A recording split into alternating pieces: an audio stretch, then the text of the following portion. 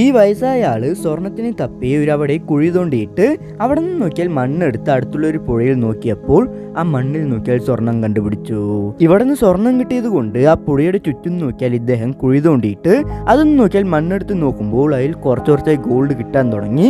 അപ്പോൾ തന്നെ നോക്കിയാൽ കുറച്ച് അങ്ങോട്ട് പോയി കുഴി തോണ്ടാൻ തുടങ്ങിയതും ആ കുഴിയിൽ നിന്ന് ഇദ്ദേഹത്തിന് ഏകദേശം വലിയ ഗോൾഡ് കിട്ടി.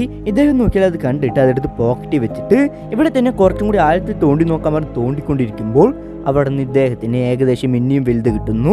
അത് പിന്നെയും താഴെ തോണ്ടിക്കൊണ്ടിരിക്കുമ്പോൾ ഒരു കല്ല് കിട്ടുകയാണ്. ആ കല്ല് പൊട്ടിച്ചു നോക്കിയതും അതിനുള്ളിൽ മൊത്തം ഗോൾഡാണ്.